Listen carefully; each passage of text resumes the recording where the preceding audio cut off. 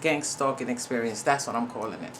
The whole experience happened at this work site, this job. The reason I had applied for that job in particular wasn't for no other reason than the fact that I was familiar with the company and what they did.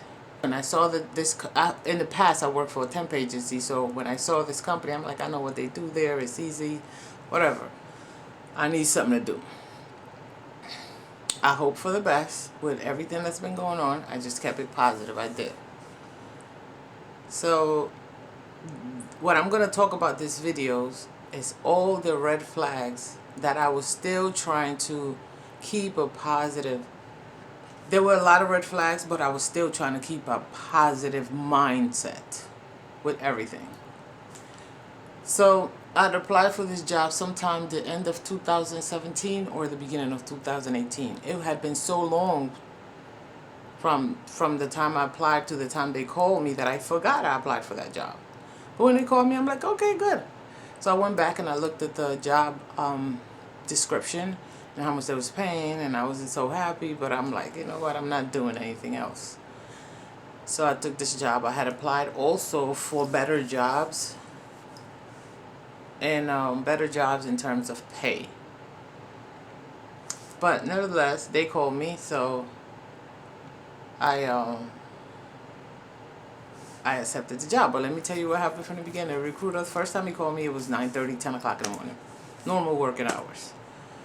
The second time he called me, it was probably 7:30 in the morning. And I'm like, hello, yes, I'm just getting out of bed. He asked me some questions. Can you talk now? I said, let me just get up and freshen up, and I'll call you in a few minutes.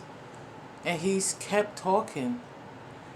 I wanted to tell you about and I said, yes, okay, I will call you back in a couple of minutes.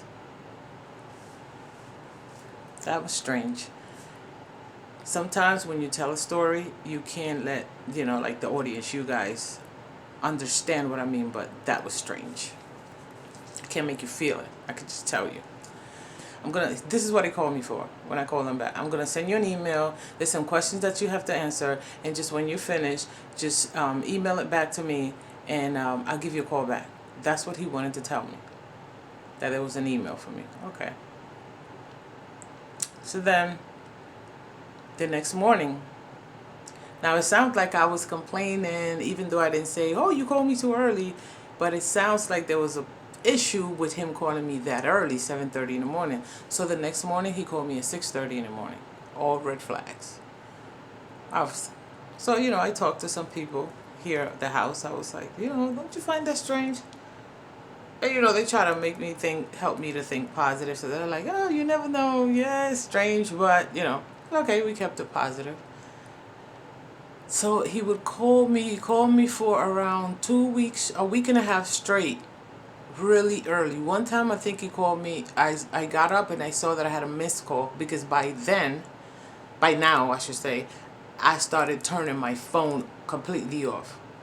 Because he called me around 4:30 or 5:30 in that morning, and I didn't get the call. And then I said to my family here, I'm like, every day, like if it sounds like the following days I stopped picking up my phone, so he would call me early and early and early, and I'm like, oh, this gotta be one of those people. But okay, I just said, let's see what happens.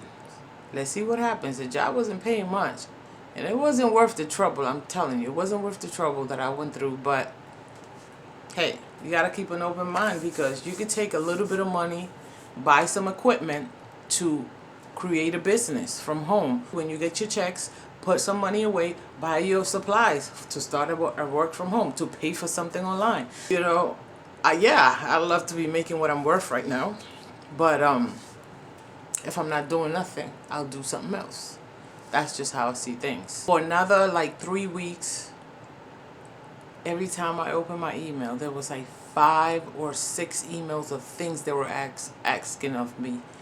They needed 10 years of work history, where you live for 10 years. I mean, you talking about gang stalking? They really want to know who you are and who you know. But I said, you know what? I've been watching these gang stalking videos. I've been listening to all this stuff.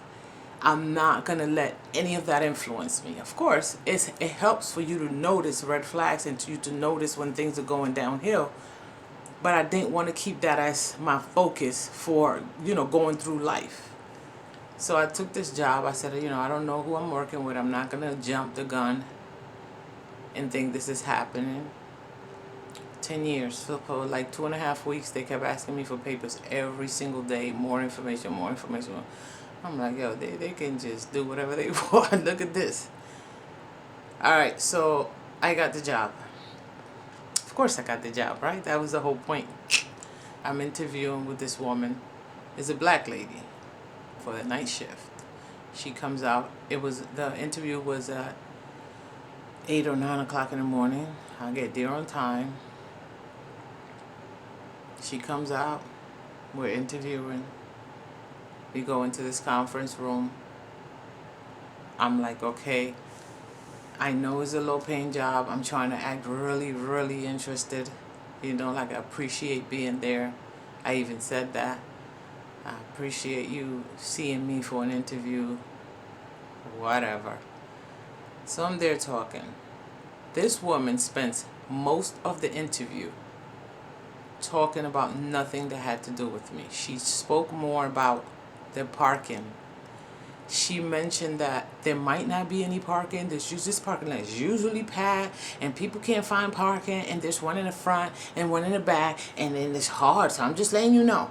And then we'll talk a little bit more, and then she'll bring up the parking again. And I'm thinking, this is freaking strange. Because even if there was a parking problem, it'll be my problem. Why is she making such a big deal out of it? None of the interview was really about me, my work experience, anything. She was just talking, complaining about the other, not complaining, but, complaining about the other employees. Sometimes they have temper tantrums and attitudes, and sometimes they don't want to do work. Almost none of it had to do with me. So the whole time I'm very alert, okay, very conscious, very alert of what's going on. I know that interview was not about me. It was about her talking about shit that had nothing to do with me. That's what the interview was about. The interview lasted for about, I would say, an hour and 15 minutes.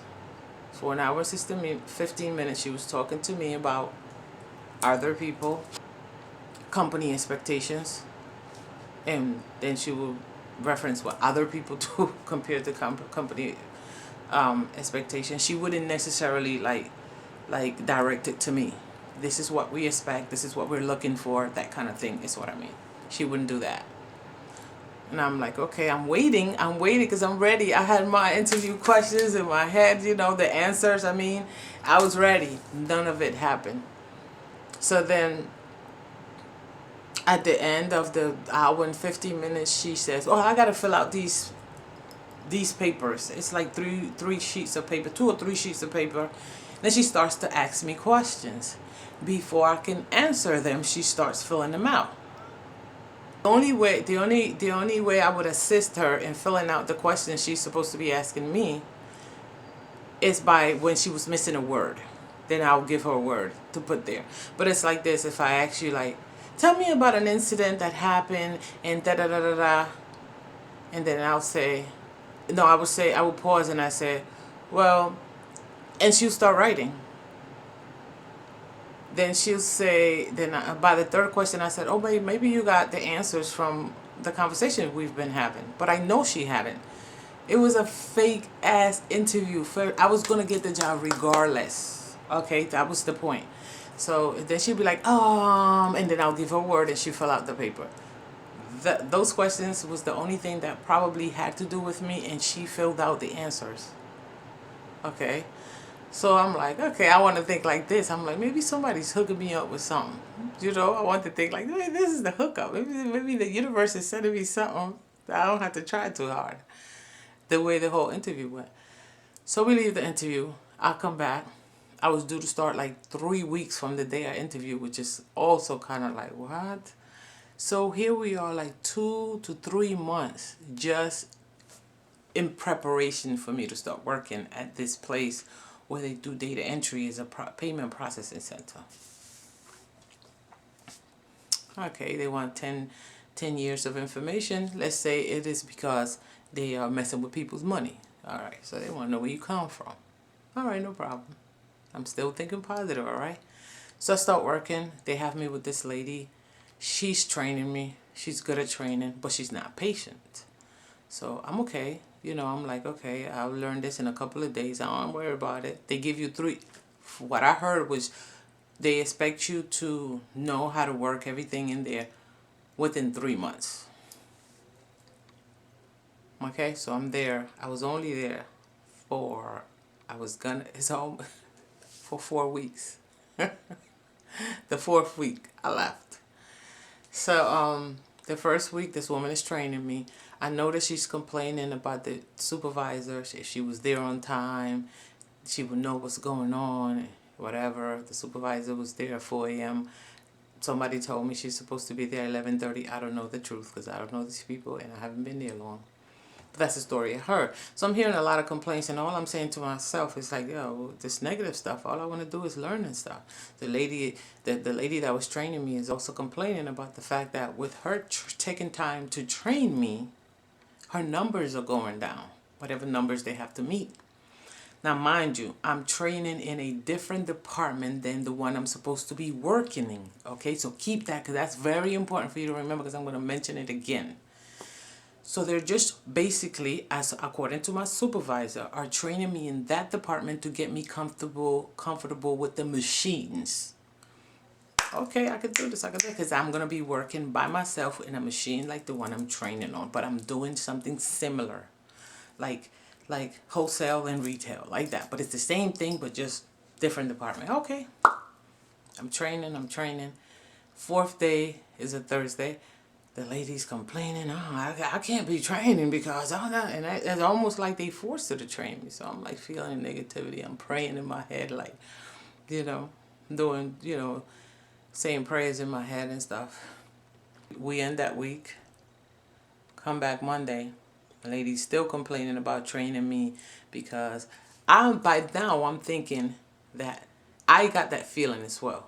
I wonder if they were training me to take her position, but just saying that they're training me for a different department so this woman won't suspect what they're doing. That's the feeling I got. Maybe that woman that was training me was thinking the same. They think I'm going to train her for her to take my job. All right. Wednesday of the following week, which she calls me, I'm training, and the supervisor comes and she calls me into the office. She's like, come, and we go into the same conference room where I interview. And she goes, how's the training going? Now, I want to paint you a picture. She pulls me from where I was sitting with this lady training me, because the lady will move her chair over and she will let me work the machine while she's watching me and telling me what to do. So while she's instructing me what to do. So she pulls me from being next to this woman to take me into the conference room. Yeah, come. And I'm like, okay, I'll come with her. And here it's just me and her. During the interview, it was just me and her. And during this first meeting, it's just me and her. How's the training going? Oh, it's going fine. Yeah, I'm learning this and that. And I'm starting to talk shit. And she's like, I'm starting to brag about, how I'm learning. And she goes, I'm not asking you. She looks annoyed. She's like, I'm not asking you how well you're doing. I know that like she knows I'm doing well. That's what she sounded like. She's like, you like your trainer?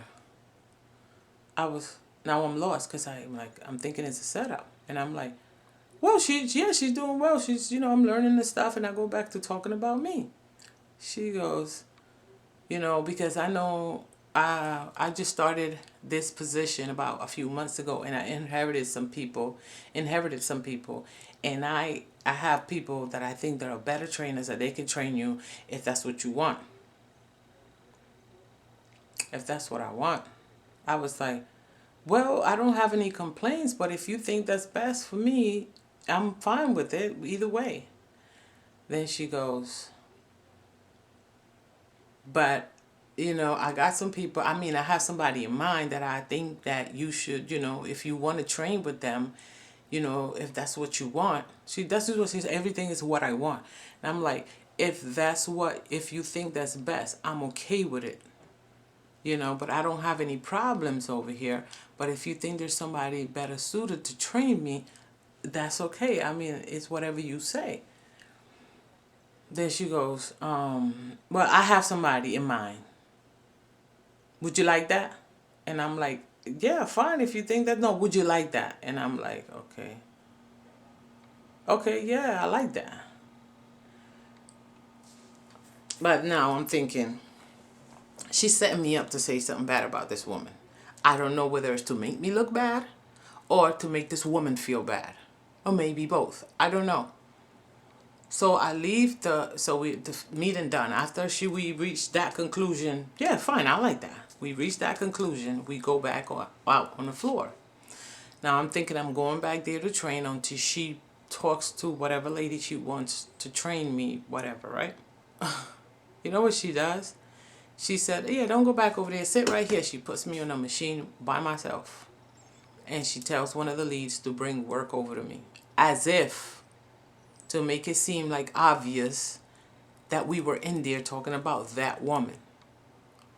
I'm saying that's not my problem. Because I know I didn't do anything wrong. I know I wasn't in there gossiping about nobody. I just sat there and I said, I left it up to God. Okay? So I'm working. Now, my first 2 weeks or week and a half of working there, everybody was pleasant and polite and respectful and good morning and I like your hair. Oh, you have a little accent, whatever. By the next day, after this woman did that, nobody was greeting me. I would say good morning and they would act like they're too busy talking to hear me. The floor is an open area. So when somebody comes in, everybody looks in that direction. You just hear a door open. So when I come in, I know they see me. So they see me standing there and I was like, okay, let me just sit down. Maybe they don't feel like being bothered. By the second, and I wasn't even noticing that they were ignoring me. I'm like, the machines are loud. Maybe they can't hear me when I greet them. But by the third week, I'm like, they are ignoring me. Wait a minute, nobody's talking to me anymore. Wait a minute, what? And I even stopped someone before I knew. I was like, hey, good morning. And this person was like, good morning, and looked away. Mind you, I worked there 2.5 weeks. I don't really know these people. And I'm like, okay, that's strange. But after that meeting, that started happening. I think that was all planned anyway. Orchestrated. Well, everything was all planned. That's how they were supposed to act after the meeting to make me feel uncomfortable. See, but I have a guardian angel with me. I have, I have protected myself. I've done things for myself and also mentally and emotionally to not let these people outside of me. I have been training myself to let nothing external to me interfere with my insides. You understand? With me internally, mentally and emotionally, and if I can, spiritually as well. I'm working every day to improve that. So whatever they were doing, it was when I got in my car, I would laugh. I was like, oh my God, they're so obvious. What is going on? I would say that to myself. Now, this happened, the meeting happened the second week. Now, the third week, I'm sitting there, minding my business. It's a Wednesday. I'm at the machine by myself. The supervisor calls me in the room. No, she comes and she sits next to me, better yet. It's just me and her again. And she's like, I want to send you so you could start training for the department you're supposed to be training for. I want to send you to the day shift for like a week or maybe more. She's not given a specific amount of time. Do you see what I'm saying? I'm a grown-ass woman. You treat me as such. I'm not a slave to any employer. I don't belong to any employer, and you're not gonna goddamn kill my peace. And I'm not gonna let you confuse me. So she's like, for a week or so. I said, like a week, right? And she said, yeah, so you can train for like a week or even more. Said it a second time. And I said, if that's what you think is best. She said, because we don't have anyone to train you at night, which I learned later that was bullshit. And I'm like, if you think that's best for me, sure, no problem. She said, you want that? Because it's up to you. I'm like, it's up to me. No, if you think that's best, yes, I'll do it. I'll do it. So before I left that day, that's a Thursday, I said to her, no, the next day on Friday, she never gave me any information. She just told me I'm going to train for a week during a day shift. So on Friday, this was on a Thursday, so on Friday I said to her, can you give me the name of the people that I'm asking for when I come in on Monday? And she's like, sure. She gives me 4 names, okay? I go in on Monday, and go to the back where I'm supposed to, where I was instructed to go. I asked for all 4 names. All 3 of them, 3 people, just so happened that they were out the same Monday. And the 4th person was not supposed to be there. She was on vacation, but she came in to help out because they needed somebody. Basically, before I left on Friday, I said, are they expecting me? And she said yes. And when I got there, nobody even knew I was coming. So my supervisor from the night shift, being that she comes in so late, she was there that morning, Monday morning. She happened to be there. She worked overnight, but she happened to be there. Before she left, she came back there and she's like, you gonna train her? Like, and I'm trying to look in their faces to see if I see something. The woman that she mentioned, if she's gonna train me, the woman looked lost. Like, what? I'm already training these other people. And I'm like, okay. And this other woman, see, what happened is that the woman probably didn't want to train me because she heard horrible things about me. That's the feeling I got, because I didn't get the impression that she was in on this big conspiracy. She just looked like, not that one, And I'm sitting there looking like, okay, this is kind of crazy. But see, years ago, even though I was a grown woman, I would have felt offended. I would have felt like they treated me like a child. I would have felt, a little bit like self-conscious because of that. But like I said a minute ago, I learned how to not let anything external interfere with my inner peace, because I know your thoughts controls your reality. Therefore, if you're feeling something emotional, it's because you made it like this up here. I know they're nobodies.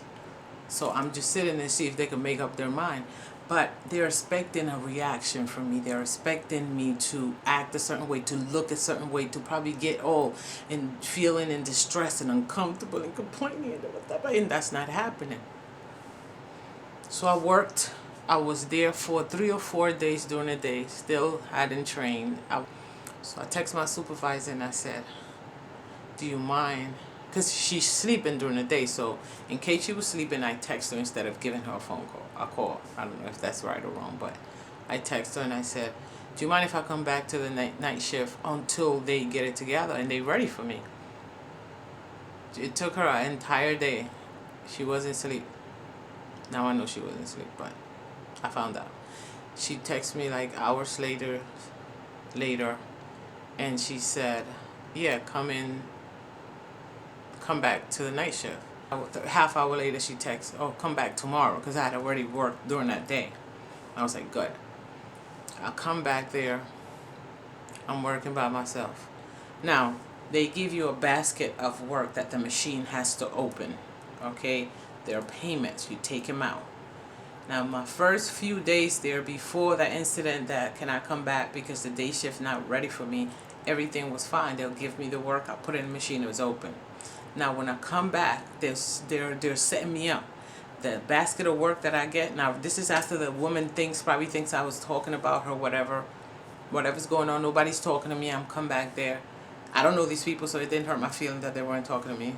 Now, the basket of work that I'm getting that has to go through the machine, now it's all stapled. Each payment from different customers, from different people, different companies. Each piece of mail is the long basket, the long mail basket, not the small one, the long mail basket. There's a whole bunch of skinny envelopes, and they're all the payments are, whether it's money order, checks, whatever it is, every envelope is stapled, which means it'll slow me down because now I gotta stop and take staples out instead of the machine opening and I'm pulling out the payments like everyone else is doing. I'm stuck I'm taking out staples. And I was like, wow. So the first day was only half a basket. The other half was like damaged mail, which I had to take out, and there's a way to put them in, and it's also slowing me down while everyone else is moving fast. I'm like, okay, maybe this is one of those days that the mail was bad. The second day was the whole basket. The third day was the whole basket. So when I was able to finish 2.5 baskets before, now I'm only getting through one. Or maybe not even the whole thing, because they gave me the whole basket of mail messed up, or if it wasn't messed up, it would be stapled, or and I know it's a group of them that probably sat there and separated the bad mail and whatever wasn't bad, because it wasn't so much, they'll staple it to slow me down. And I'm sitting there like, wow, each envelope that went through the machine. So like for 2.5 weeks, everything was fine. Now we're in the third week, Wednesday, Thursday, and Friday, every piece of mail that I'm getting is messed up. And I'm like, whoa. Fourth week, there's two leads. There's a girl and there's a guy. Me and her had a good conversation during the beginning of my third week. Had one conversation, and it was nice. She was telling me she lived in Jersey. I know she wasn't from Jersey because I heard her earlier say where she was from. She said she was from up north, but not Jersey. When I was talking, I was like, yeah, where you from? And I thought she was going to say where she's from, where she said, she said Baltimore. Oh, because I say Baltimore. Everybody that's not from Baltimore, Maryland says Baltimore, but they say Baltimore or something like that. And I heard her say that. And I know people from Maryland, including my baby daddy, and I know how they talk. So when I asked her, where you from? Because before she was talking to someone else, not me. And then I heard her, she said, I'm from Jersey. Well, some South Jersey. And I'm like, close to Delaware? She was like, yeah. And I'm like, yeah, she's lying. I didn't say nothing. I just left her. From that one day, we had a conversation. The next day, every time she walked around me, and I'm still thinking everything is cool, and then I saw her, she was rolling her eyes at me and trying not to look at me, and kind of like, when she come take my work, and she's like, oh, you messing up work? And I'm like, okay. The guy, there's another lead who's a guy, he's still nice. There's two black people, a guy and a girl, and I'm like, okay. Whatever, they're still not entering me, I'm just like, wow, this is strange. I'm not feeling overwhelmed or nothing. I just like, wow, this is crazy. So at the end of the fourth week, now the guy, lead, now he starts being real, because he was really nice and really friendly, right? To the point where all the girls there think he's gay. All the new girls thought he was gay. I thought he was gay too, but he's still a sexy mother huffer. He's tall, got that chocolate skin going, sexy, but he looks gay. I thought he was gay, but he's not like flamboyant gay. He's just got this sexy gay look. I thought he was gay. And then it's like, oh, he's messing with this woman and his baby mother. I'm like, okay. And then this other girl that just started was like, oh, he has a baby mother? I thought he was gay. I'm like, okay, not just me. So he starts telling me how I have to meet numbers. Oh, you got to be at this number and you're only at this number. I say, wait a minute. I thought you guys said I had 3 months to train. Well, you do have that 3 months, but by the end of the 3 months, I said, but I'm on my first, I'm not even 1 month here. What are you showing me this for? Then he goes and come back and say, Giselle, da-da-da-da-da. And he kept coming back to me. He came like 3 or 4 times within one. It was the end of the night. So now we're trying to finish. I'm trying to finish the whole basket of staple envelopes. And mind you, the envelopes, they come already closed, right? They are closed. And so the machine opens it. So even being that they all were coming through, well, it will come through the machine whether it's open or not. So at first, if you're not paying attention, you can't tell that the machine didn't just open this, it was open. So I was like, so I got up and I looked in the basket. All the envelopes are opened already. In every payment, it looked like something, a group of them probably stood somewhere and set that special basket up for me and opened all the envelopes and stapled everything. That's what I noticed. They were all already open. So, but they still got to go through the machine because it's faster for you to pull it out than you go through every envelope and you know. And I was like, wow, this is crazy. I wasn't sure that the supervisor was really in on it or somebody was putting her against me. You don't never know. I didn't care. So I didn't come in. I thought about it the whole week. I'm like, am I coming in on that Monday? That would have been my 5th week. They're not training me for the department. They're giving me unrealistic numbers to meet, but not really, because the whole basket of mail that I get, I was moving too fast, and then I wasn't liking that because they like to fuck around and talk, and I go to work, and I don't do it to show people off. It's just how I focus. I go to work to do my job. I socialize with you guys later. So basically, so now I came in that Sunday. I was really thinking about it. I had supposed to come in on that Sunday. I was like, I'm thinking these people really wasted company resources just to give me a hard time. You know what I'm saying? So what I did was, I came in Sunday afternoon. That's the first shift. It's there.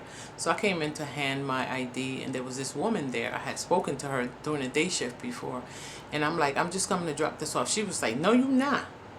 But her whole energy, aura gave me the impression that she doesn't really know what is happening behind the scene. Like she wasn't part of them or part of it. So I was like, no, and I started to tell her why. So there comes this other daytime supervisor from the back. He's a white guy that I had seen when I was there for that week. He just kept walking by me for me to notice him. When I was doing data entry, we in cubicles, and he keeps walking in front of me slowly and doing something around me, and I'm like, why is this guy looking at me? And then we says, hi, how you doing? Oh, I didn't meet you before. And he shakes my hand, and I'm like, of all these people that are here, why am I getting all this special attention? I only seen him once that day, during that day. So now when I come in to give my ID, I'm talking to this girl in the front. There's no one working in the front. It's really quiet that day. They had to send some people home because there wasn't enough work. And so there was no one there. I'm talking to her. All of a sudden, he comes from the back. Mind you, there are cameras all over, so I know he can see me. This is a place that says they have rules like no cell phones and any electronic devices because they work with people's money, as a payment center. Everybody had their cell phone. Everybody had their everything electronic, their watches, everything. They were telling me that, so in case I break that rule, they could have a reason to all gang up on me. But I left my shit in the car.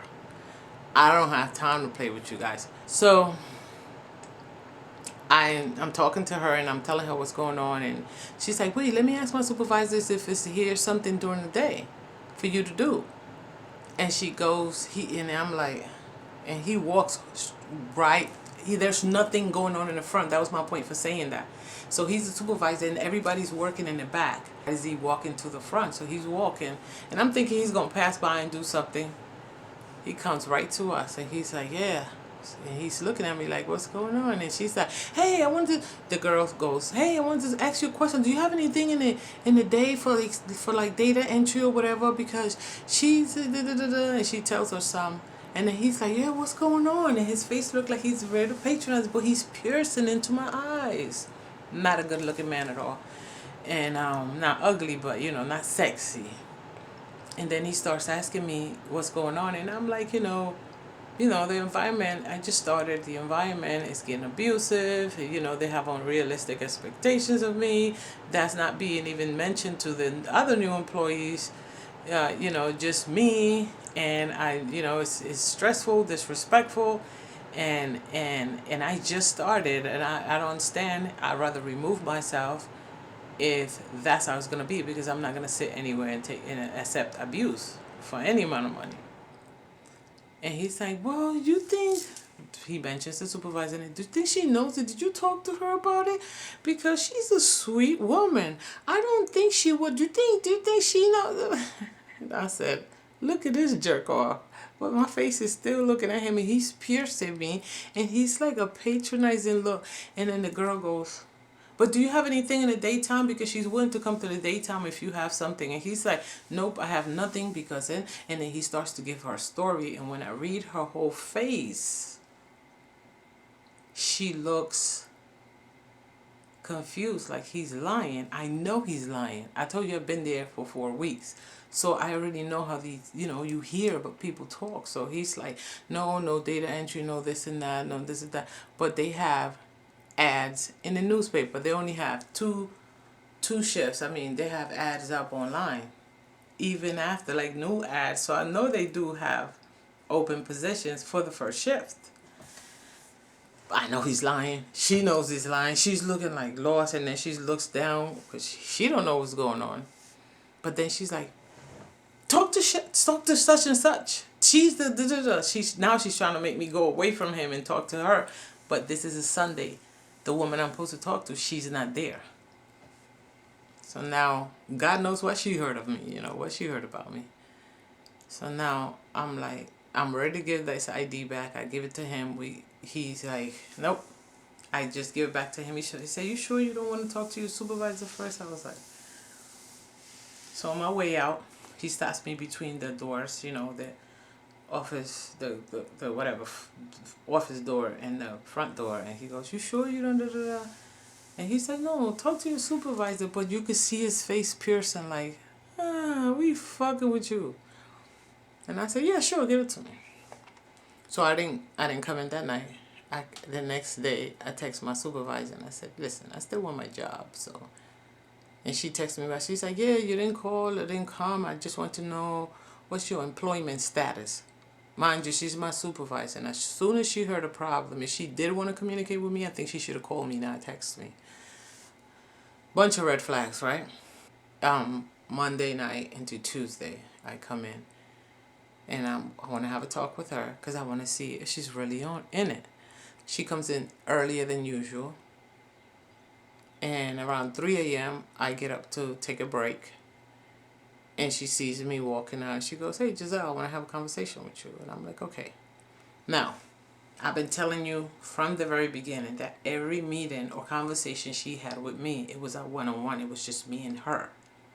So up to now, I'm not sure that we have any problems. So I'm thinking, when she said, I want to talk to you, I'm thinking it's going to be me and her in that same conference room or somewhere else, whatever, right? All of a sudden, she gets another woman from the back. Now she needs a third person in the room. Not when she was talking shit. But now I'm about to complain, so she needs me in there. She needs another woman. I wasn't aggressive. I wasn't like, I want to talk to you right now because I don't know what's going on. No, I texted her what I wanted. So I'm waiting for her to call me in there. She waited 3 hours to call me. That's okay. She was walking around. Came in, didn't even greet me or nothing. I said, okay. So now to guess this woman from the back, I have no idea who the woman is from the back, but she probably a lead from the back. She's like, yeah, come here. I need you to come in here. And the woman comes and sits. And we're sitting there.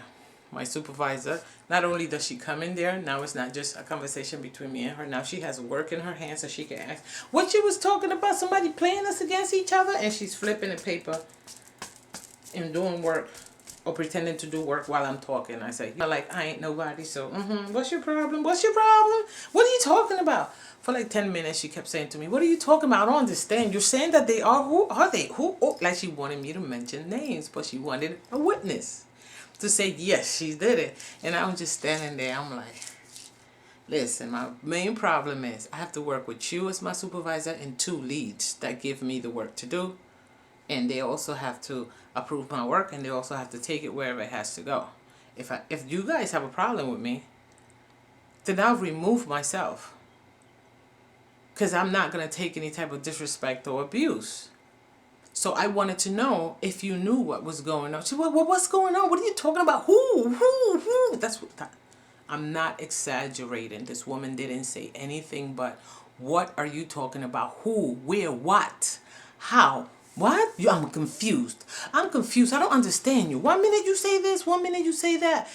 And she's like, I'm confused. I'm confused. I'm confused. She just kept saying she was confused. So I said, I was sitting there for 10 minutes.